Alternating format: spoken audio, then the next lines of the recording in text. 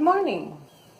It is Wednesday and I'm back from the gym. I had a really hard time waking up this morning and getting motivated. I had to literally just be like, get your ass out of bed. Go. Just go.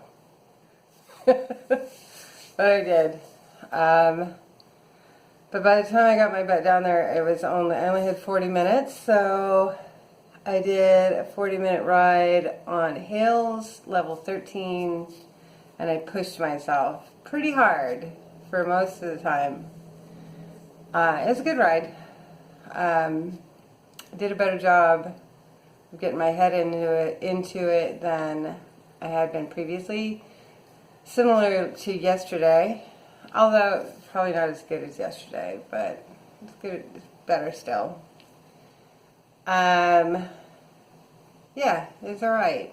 I got to leave the lights off. I like it when the lights are off. So it's never completely dark in there because there are safety lights that stay on all the time. So there's a low light, and I like that because then I really do stay more like in my own thing. And sometimes, like yesterday, somebody will walk in and say, oh, it's dark, and turn on all the lights, and it's so bright. But it really is just sort of shocking. And that did not happen today. So it was a very pleasant ride. And like really sweaty. So I think I was in it, which is good. I did some pretty good stretches after. I know I haven't done any weights and I haven't done a lot of anything other than the bike, but at this point I'm having a hard time showing up at all. So I'm happy that I've got that much done. Cut myself some slack. I'm considering doing a couple of days of intermittent fasting to kick my body back into more weight loss. I've had really good luck with that in the past. I had a nutritionist in Hawaii that recommended it actually because of my insulin sensitivity, metabolic syndrome.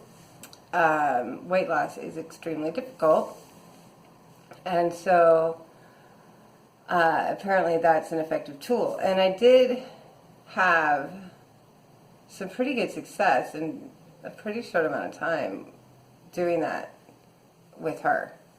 Not to say that I expected to be that way here, because at that time I had no control over what I was eating. I was just eating whatever I wanted in way too big of quantities. And so switching from that to moderating my portion sizes and then also watching what I ate while also doing intermittent fasting, who knows what the cause was for a dramatic initial weight loss. But yeah, so I'm thinking of still doing my green juice because it's not a food, it's a drink, and I can't imagine that it's got a ton of calories in it. It has no fiber. But so yeah, still doing the green juice, but waiting until lunch to eat. And so we'll see how that goes. So I'll keep an eye on it. I'm not looking to starve myself. But I did have good luck with that in the past, and I want to see how that goes in this context with the green juice. So that's my plan for today. I'm not putting a huge amount of pressure on the clock for that. It's really just how do I feel, and if I get super, super famished or lightheaded at all, I'll go eat. So that's my plan. Anyway, that's it. It's off to work for me. Small plates, green juice, show up.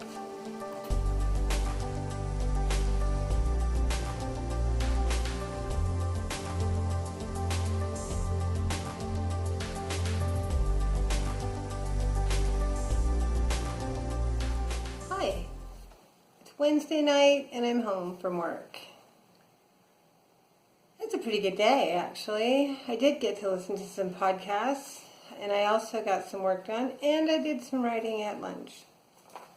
So, pretty well-rounded day. Breakfast was green juice, as promised. Lunch was a bowl of spinach with a couple of pieces of cucumber, some sliced baby peppers, and a piece of adobo chicken. And then I had a bowl of soup. It was labeled as cabbage soup, which I generally like a cabbage soup. This one had cabbage and what looks like maybe shiitake mushroom stems. And they had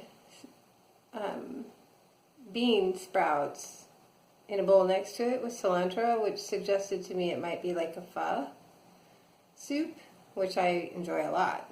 But it was ridiculously spicy. I like spicy to a point, but the first bite, I could feel the insides of my lips were already burning, and so I only had a few bites. I picked out some of the mushrooms for myself, but I couldn't do the soup. It was too strong. So yes, it was the bowl of salad with chicken in it, and I think that was all that was in that bowl. It was pretty simple. And then a cup of green juice. So that was alright. I didn't have any snacks. I really wanted to. Oh, all this emotion that I've been dealing with, I just want to eat and eat and eat. It's so hard. At least the first half of the day it was so hard to not just fill my belly. There was a banker that brought Levain cookies from New York in a box on his lap on the plane. They were so fresh. And Levain Bakery is phenomenal. I had one little bite just to get the taste of an oatmeal cookie with currants. It was unbelievably good. But I proceeded to completely ignore the remaining box of cookies. They're giant, amazing looking cookies for the rest of the day, which is good. I did have a cup of coffee today. That was the only thing that was a little weird. I just wanted a cup of coffee. I love coffee, but I don't generally drink it. And lately I don't even drink tea. Except on occasion. I really just don't like the idea of being at the mercy of some caffeine every day. I like, especially with the early hours that I keep and getting to the gym in the morning, I really like being able to wake up awake without needing anything to help me get there. But I did have a cup of coffee today with some almond milk and stevia in it. And that was a treat. I have to see if we have decaf coffee somewhere in the building, because that was actually a pretty good treat. Anyway, so that was my day for nutrition. The podcast that I listened to, because I feel like I just want to stuff myself, because I do a lot of the time, not this very minute, but I frequently, when I'm feeling down, that's what I want, is to just stuff myself with food. And that's obviously pretty self-destructive for the goal that I have for myself. And what happens is that I start rationalizing how I don't need this goal. Like anybody does, I suppose, when they're struggling. I start to tell myself that it doesn't matter that I'm fat. I've always been fat. My husband still loves me. My friends are my friends. This is who they know. And what does it matter if I don't change how I look and fix my back and whatever? My life is already fine. What's the point? Well, the point is for me. Because I want it. And I've always wanted it. Always wanted to be healthy and to know that I was healthy. And so to stop that, I thought, well, today I would like my podcast to be maybe some things about self-destructive behavior, because that's where I'm heading. And so before I jump in that pool, let's listen to some stuff and maybe prevent it. So I did. I only had time to listen to one, and what I listened to is actually pretty good. And she was talking about a variety of things, but ultimately she moved to self-destructive behavior. But I wrote some notes, as I do. And she started out the podcast talking about the behaviors and thought patterns that we develop as children, which we know that have an impact whether we realize it or not. And again, reiterating that only about 5% of your decisions are actually made by your present brain. 95% of what you do is controlled intuitively by what your brain is trained to do. And a lot of that training comes from your childhood. So, what seeds were planted in you about what was wrong with you when you were young? Or what was wrong in general with the people around you? So, for example, money. Did you hear stories about how hard it was to make money and how much of a struggle it was to manage finances and to prosper? Well, your brain might think that it's impossible to make enough money and that it is hard to manage your finances. Whether you think it is logically or not, though that embedded thought pattern could still be controlling you, or at least helping you to choose self-limiting options in your life without realizing that you are. Another thing, health. What did you hear? Is your body ugly or broken or not what the people around you thought it should be? Mine was. Definitely not what the people around me thought it should be. And so from that, is that who I am now? Is that what I still believe? Oh, yikes. Yeah, it is. And am I making decisions in my life based on who I currently am? Or am I basing my decisions on my child brain and what I was told I was back then? Another example is emotions. Was there drama in your household? Were people emotionally unstable or emotionally volatile? Was there sadness and misery predominant in your house? Is that your expectation now? That even though you've moved on and you've created a life based on what you think are your own choices, are you still repeating that emotional instability and that perpetual misery that you heard and saw in the people around you growing up? So that was all interesting stuff, because all three of those messages that she came up with, those are her three examples, not mine. And all three of those examples lived in my house growing up. And so that was just really, obviously really relevant to me. But yeah, that was interesting. So the point of that is, are you making your decisions based on who you currently believe you are? And are you sure? Or are you making your decisions based on those messages that you heard in the house you grew up in?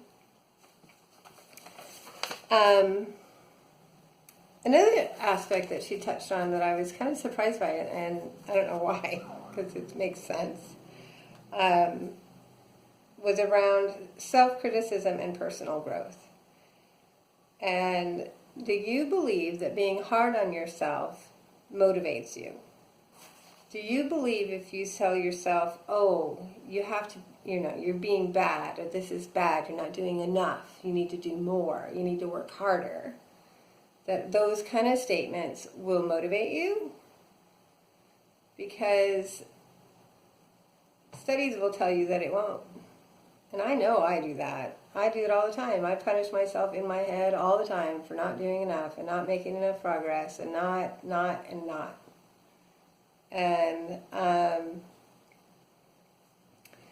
And so her point is self-criticism and personal growth cancel each other out in your mind. If you tell yourself that you're not doing enough, you won't. And even if you keep going through the motions, you literally will not. You will hold yourself back, at least to some extent. If you focus on the negative feedback, you need to be compassionate with yourself about, okay, you're doing your best, and tomorrow your best might be better. And give yourself positive feedback in your head as much as you possibly can. Because truthfully, you are doing your best. And tomorrow, if you do it again, you might do even better. And isn't that great?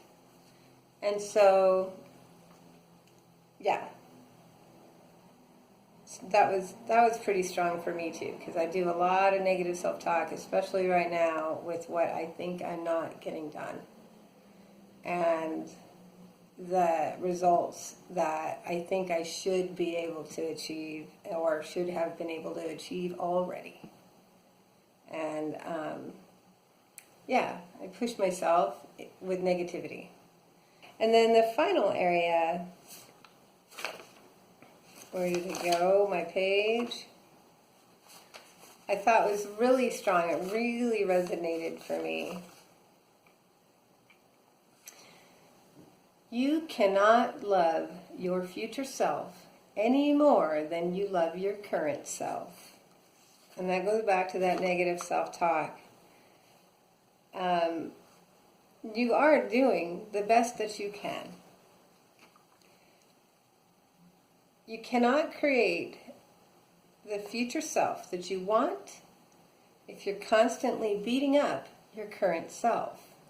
And so what that comes down to is self-acceptance. You don't have to resign yourself and say, well, this is, I guess, as good as it gets. No, that's not the point. The point is to say, again, you're doing your best, and this is your life. And the choices you've made put you here, and that's okay. There's no right, there's no wrong, it's just okay. It's just where you are. And if you can get yourself to the point of saying, this is just where I am, and this is just where I'm going to begin. It's not right, it's not wrong, it's just where I'm beginning this next phase. And really digest that thought until you believe it. It's okay. I'm okay. I haven't done anything wrong getting myself here. I'm just living my life. And accept it without any anger or frustration or disappointment in yourself. Then maybe you can start planning on who your future self is. And then with that, don't think about your future self as a visual necessarily, or the things you want to accomplish in visual terms necessarily. Think about your future self and what you want to feel. So for me, that means I want to feel healthy. I want to feel confident. I want to feel strong. And it's not necessarily about how I look in my clothes. It is really more about those feelings. And so if I can focus on those, I can detach from that visual, I can be happy when. If I do this, then I can be happy. Because the truth is, then will never come. And if you keep waiting for your then, you're never going to be happy now. And if you can't be happy now, it's a vicious cycle. If you can't be happy now, then where's your self-acceptance? And how exactly are you going to build your future self if you don't even like yourself now. And you don't have to love yourself like crazy, but you have to accept yourself so that you can let go of all that negativity and actually move forward. And all of that was super strong resonating with me, especially right now, because my emotions are a disaster right now. And a lot of what I feel is disappointment with myself because I can't seem to keep my shit together on a consistent basis. I'm just all over the map. But this is just me doing my best. I have a shit situation. I went through it. I'm still going through it. This is just where I am. It's not wrong. It's not bad. Can I accept it? So that's what I need to work on. But thinking about that after I listened to that podcast, thinking about that for the afternoon, yeah. And I do feel better thinking about it that way. I didn't do anything to create my situation necessarily. I just moved through my life, and this is how it went. I made my choices as far as like how I live and how I managed within my circumstances. Some of them, some people might agree with, some people might not. But they're mine, and I'm okay with that. And that's okay. That feels all right. I can deal with that. So my future self, I can look at that and I can plan for that. But it's not about how I look. It's not about what my life looks like. It's not about the things I'm going to acquire. It's not about any of that. It's about how I'm going to feel and how I'm going to help others feel. And I think that I can get behind.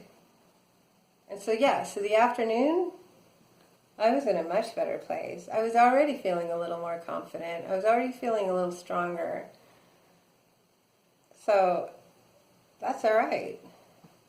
Anyway, so that's a lot in one podcast. But this girl, she was just moving through it. And it was like I was talking to myself.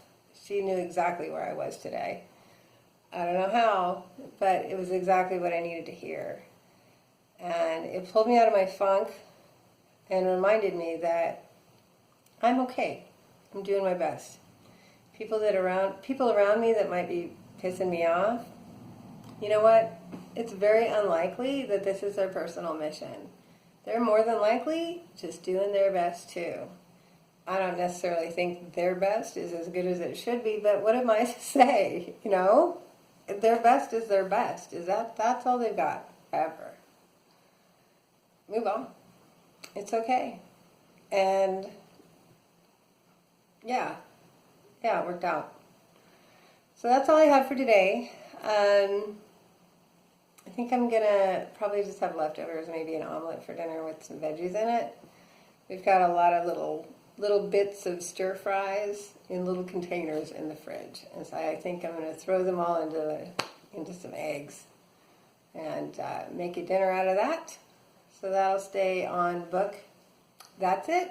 I'll see you guys later.